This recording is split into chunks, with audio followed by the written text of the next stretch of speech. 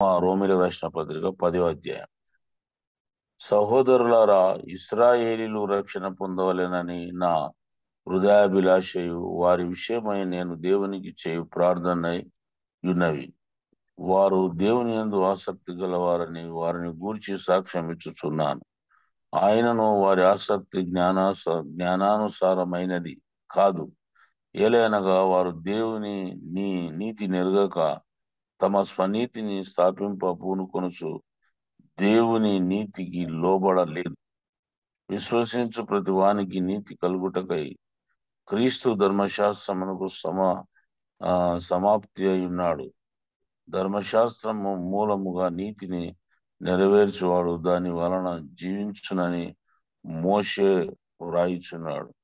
అయితే విశ్వాసం మూలముగా నీతి ఇలాగు చెప్పుచున్నది: ఎవడు పరలోకములోనికి ఎక్కిపోవును అనగా క్రీస్తును క్రిందికి తెచ్చుటకు, లేక ఎవడు అగాధంలోనికి దిగిపోవును అనగా క్రీస్తును మృతులలో నుండి పైకి తెచ్చుటకు అని నీవు నీ హృదయంలో అనుకునవద్దు. అదేమని చెప్పుచున్నది: వాక్యము నీ యొద్దను నీ నోట్లను నీ హృదయంలోను ఉన్నది. అది మేము ప్రకటించు విశ్వాస వాక్యమే. అదేమనగా, యేసు ప్రభువును నీ నోటితో ఒప్పుకొని దేవుడు మృతులలో నుండి ఆయనను లేపనని హృదయమందు విశ్వసించిన ఎడల నీవు రక్షింపబడదు. ఏలైనగా నీతి కలిగినట్లు మనుష్యుడు హృదయములలో విశ్వసించును, రక్షణ కలిగినట్లు నోటితో ఒప్పుకొనును. చదవబడిన వాక్యము దేవుడు మన ఇంటిలో దీవించి ఆశీర్వదించును గాక. ఇందులో చదవబడిన వాక్యంలో మరి దేవునికి విరోధముగా ప్రవర్తిస్తూ దేవుని నీతిని అనుసరించగా నెరవేర్చువాడు, దేవుని నీతిని అనుసరించి నెరవేర్చువాడు జీవించునని మోషే చెప్పుచుంటున్నాడు. అయితే కొంతమంది వ్యక్తులు, కొంతమంది మనుష్యులు ఈ లోకంలో దేవుని యందు ఆసక్తి గల వారిని గూర్చి సాక్ష్యం ఇచ్చు. ఆయనను వారి ఆసక్తి జ్ఞానానుసారమైనది కాదు. ఏలైనగా వారు దేవుని నీతి నెరుగక తమ స్వనీతిని స్థాపింప పూనుకొనుచు దేవుని నీతికి లోబడలేదు. కాబట్టి దేవునికి వ్యతిరేకంగా ఈ లోకంలో ప్రవర్తిస్తూ మరి దేవుని ఆస్తులను, దేవుని ప్రాపర్టీని, మరి పూర్వీకులు మిషనరీల ద్వారా సంపాదించిన మరి భూములను వారి స్వనీతికి, వారి స్వలాభ అపేక్షకు, ధనాపేక్షకు వారు మరి ఆసక్తి పడి మరి అలాంటి అన్యాకాంతమైన ఎంబీ కార్పొరేట్స్ భూములను మరి పాడు చేయించు వారే మేమే తెలివిగలమారమని, వారే మేమే నీతిమంతులమని దేవునికి విరోధముగా ప్రవర్తిస్తూ మరి అనేకమైన తప్పులు చేస్తూ, తప్పు మీద తప్పులు చేస్తూ చివరికి ఈనాడు ఎంబీ మెడికల్ సెంటర్ను ఈ పరిస్థితిలోనికి తేబడింది. కనుక ఎవరైతే దేవునికి విరోధంగా నీతి న్యాయం నడుచుకొనక మరి ఆ విధంగా ప్రవర్తించిన వారికి దేవుడు ఆయన తీర్పులో వారికి తప్పకుండా వారికి దేవుడు న్యాయము తీరుస్తాడని చెప్పుచుంటున్నాడు. కాబట్టి కీర్తన 106వ కీర్తనలో 3వ వచనంలో ఏం సెలవిస్తుందంటే, న్యాయం అనుసరించు వారు ఎల్లవేళ నీతిని అనుసరించి నడుచుకుని వారు ధన్యులని సెలవిస్తుంటున్నారు. కాబట్టి మరి ఈ లోకంలో మానవులు మనుషులుగా దేవుని యందు భయభక్తులు కలిగి యేసు క్రీస్తును మృతులలో నుండి లేపిన దేవుడు ఆయన తిరిగి మరణించి లేచినని నమ్మిన ఎడల వాడు రక్షింపబడును అనే ప్రతి వ్యక్తి, బాప్తిసం తీసుకున్న ప్రతి మానవుడు, ప్రతి మనిషి మరి న్యాయముగా అనుసరించుచు, ఎల్లవేళ నీతిని అనుసరించుచు మరి అలాగున నడుచుకొని వారు ధన్యులని మనకు బైబిల్ సెలవిస్తుంటున్నది. కనుక మరి వారు దేవునికి వ్యతిరేకముగా నడుస్తూ వారిని మరి వారి స్వలాభేక్ష కొరకు, మరి ధనాపేక్ష కొరకు వారు ఎన్నో ఆలోచనలు చేస్తూ మరి తిరుగుతుంటున్నారు. అయినను దేవుడు వారిని కనికరించి ఆయన తన మహాపరాక్రమము చేత ఆయన తన నామమును బట్టి వారిని రక్షించను. మరి దేవుడు ఎన్ని మోసాలు, ఎన్ని తప్పులు, ఎన్ని అక్రమాలు, అన్యాయాలు చేస్తే కూడా ఎడారిలో, అరణ్యంలో మరి ఇశ్రాయేలును దేవుడు రక్షించినట్లుగా, కాపాడినట్టుగా ఆపద కాలములలో మరి ఎట్లనగా మరి కష్టకాలమందు వారు యెహోవాకు మొరపెట్టిరి. ఆయన వారి ఆపదల నుండి వారిని విడిపించెను. ఆయన తన వాక్కును పంపి వారిని బాగు చేసెను. ఆయన వారు పడిన గుంటల నుండి వారిని విడిపించాను. కాబట్టి దేవునికి విరోధముగా దేవునికి ఎన్ని తప్పులు చేసినప్పటికీ దేవుడు క్షమించి వారి ఆపద కాలంలోని వారిని విడిపించును అని వాక్యము సెలవిస్తుంటున్నది. కనుక మనము వాక్యానుసారముగా నడుచుకుంటూ దేవుడు నరులకు చేసిన ఆశ్చర్య కార్యములను బట్టి దేవునికి కృతజ్ఞతాస్తుతులు చెల్లిస్తూ ఈ లోకంలో మనం జీవించబదులమైంటున్నాం. కనుక మానవుడు తన స్వనీతిని ఆధారం చేసుకొని నేనే తెలివిమంతుడనని అనుకొని నేనే అన్నిటికీ అని చెప్పి మరి ఏదో చేయనీకి పోతే ఏదో ఒకటి జరుగుతుంటది. మరి ఎంబీ మెడికల్ సెంటర్ మంచిగా నడుస్తున్న కోనంపేట హాస్పిటల్ను మరి కాలేజీ చేయాలనే ఆలోచనలో మరి ఆ దురభిప్రాయాలు కలగజేసి మరి పంజాబ్ నేషనల్ బ్యాంక్ లో 6 కోట్ల రూపాయల అప్పు తీసుకొని తిరిగి అప్పును చెల్లించకుండా మరి ఎన్నెన్నో తప్పులు చేస్తూ అది ఈ రోజు ఈనాటికి ఈ పరిస్థితికి వచ్చింది. దీనికి కారణం వారు నీతిని అనుసరించగా, ఎల్లవేళలా న్యాయముగా నడుచుకొనక, మరి దేవుని యందు భయభక్తులు లేక, మరి వారి యొక్క స్వలాభము కొరకు, వారి యొక్క ధనాపేక్ష కొరకు మరి ఆశించి ఈ రోజు ఎంబీ కాన్ఫరెన్స్ అంతటిలో తెలంగాణ రాష్ట్రంలో ఎంబీ ఫీల్డ్స్ లో ఎన్ని మోసాలు, ఎన్ని అక్రమాలు, ఎన్ని అన్యాయాలు జరుగుతున్నవి.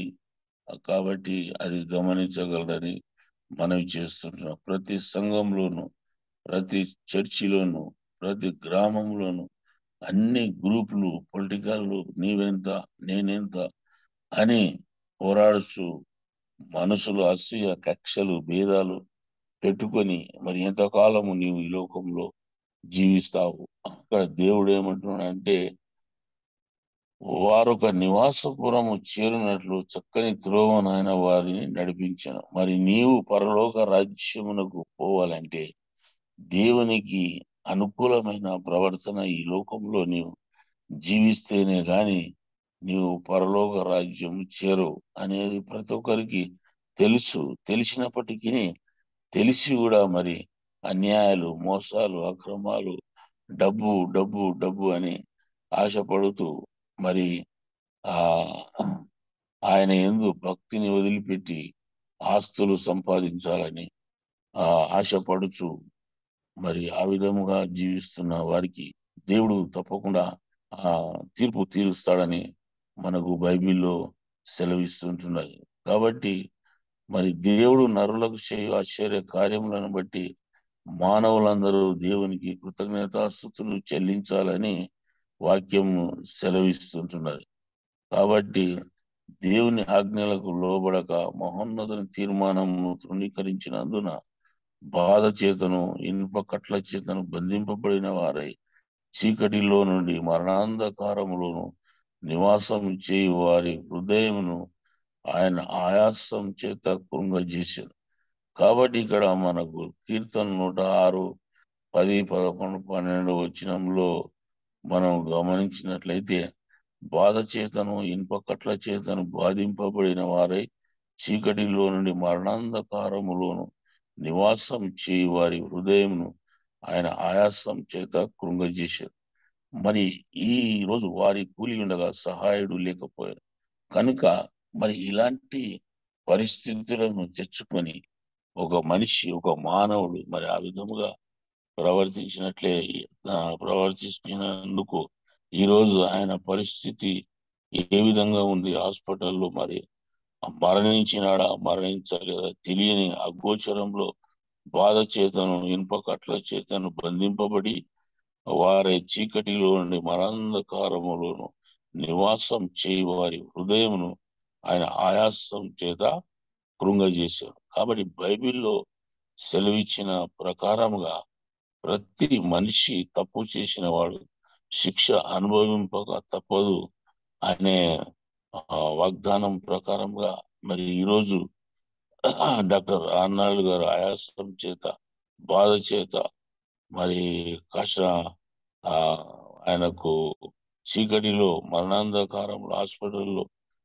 వేయబడి మరణించినాడా తెలియని పరిస్థితుల్లో అగోచరంలో ఇంత మందికి ఎంబీ కాన్ఫరెన్స్ లో ఉన్న వేల మందికి ఆలోచన కలుగజేసి MB medical centre Jadcherla Gourampet hospital 57 ఎకరాల విషయంలో కొన్ని ఏండ్ల నుంచి దాని గురించి ప్రతి మానవుడు, ప్రతి సంఘం, ప్రతి చర్చి, ప్రతి కౌన్సిల్, ప్రతి ఊరిలో చర్చ జరుగుతుంటుంది. మరి ఈ విధముగా అతడు మొదట న్యాయముగా, నీతిగా అనుసరించక తన స్వనీతిని ఎంచుకొని నేనే తెలివిమంతుడని అనుకొని మరి ఆయన ఏదో చేయనికి పోయి ఏదో చేసి ఈ రోజు ఇంతమందికి ఆలోచన కలుగజేసి ప్రతి వారికి ఆ ఎలాంటి సంఘాలలోనూ నెమ్మది సమాధానము లేక కోపాలు, కక్షలు, భేదాలు, ప్రతి సంఘంలోనూ రెండు గ్రూపులు, ప్రతి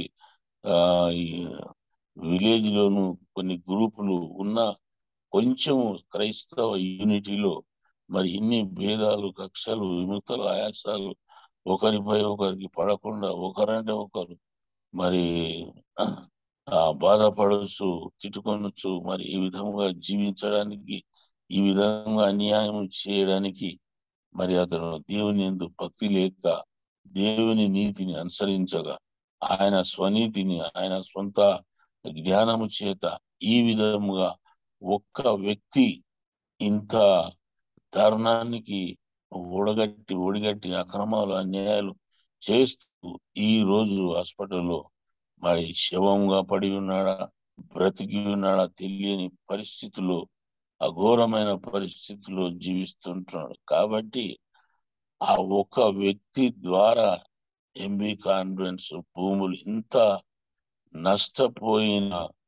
పోయినవి గనుక వాటిని బాగు చేయాలని, వాటిని పునరుద్ధరించాలని, వాటిని తిరిగి ఓపెన్ చేయాలని ఆసక్తి కలగజేసి దేవుడు హడాక్ కమిటీని ఏర్పాటు చేసి హడాక్ కమిటీ ద్వారా ఇప్పటి వరకు కొన్ని వందల ఎకరాలను మరి వారు అమ్ముకొనకుండా ఆపడం జరిగింది.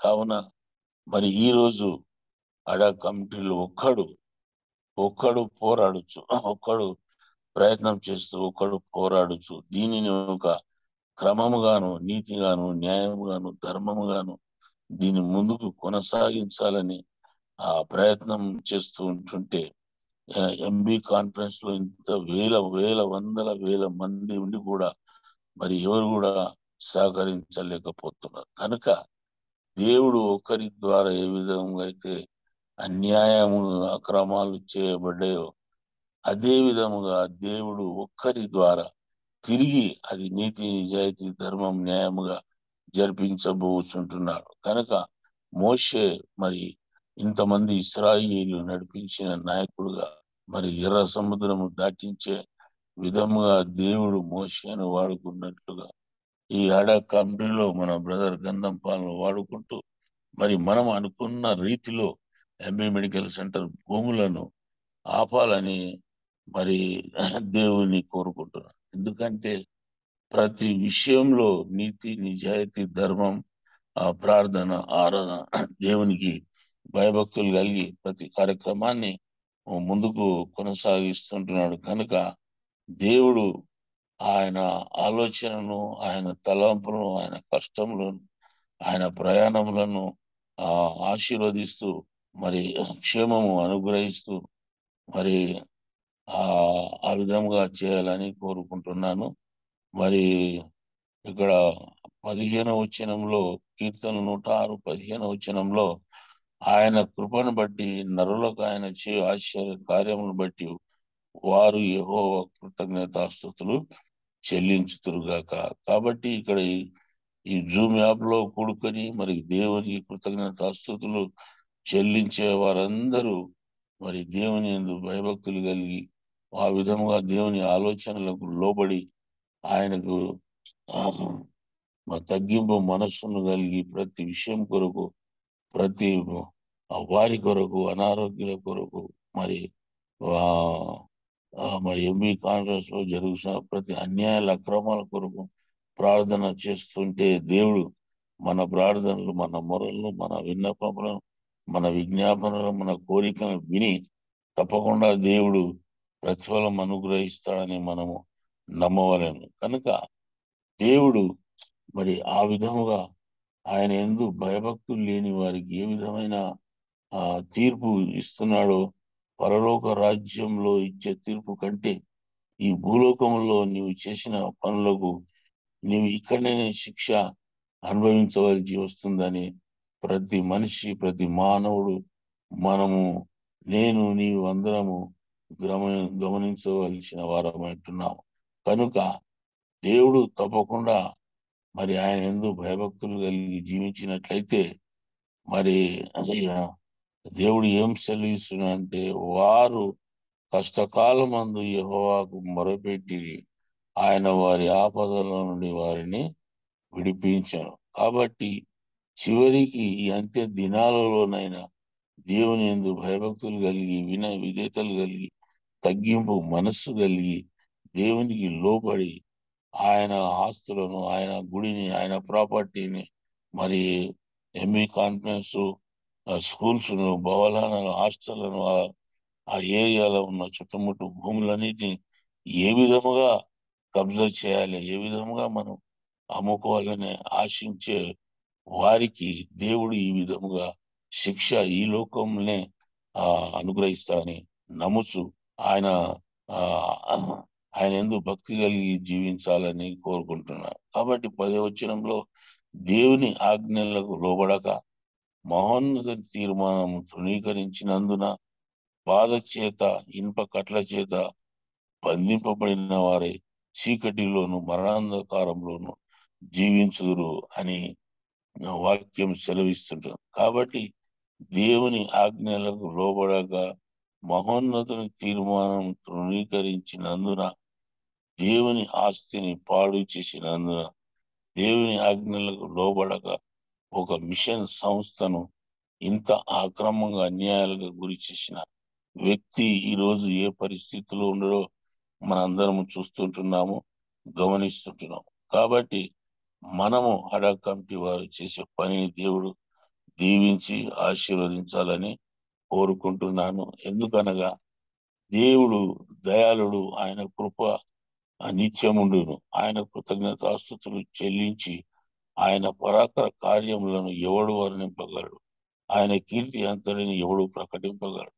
న్యాయముగా అనుసరించువారు, ఎల్లవేళ నీతిని అనుసరించి నడుచుకున్న వారు ధన్యులు. కాబట్టి నీతి నిజాయితీగా ఈ లోకంలో మనందరం నడుచుకుంటున్నాము. కాబట్టి దేవుడు మనం ధన్యులు అని మా వాక్యంలో వ్రాయబడి ఉన్నది. కాబట్టి మనం ధన్యకరమైన జీవితం జీవించాలంటే మనము ఆయన కీర్తి అంతటిని మనం న్యాయముగా అనుసరించు, ఎల్లవేళ నీతిని అనుసరించి నడుచుకోను ధన్యులనే వాక్య ప్రకారముగా మరి దేవుడు మనందరినీ దీవించి ఆశీర్వదించును గాక.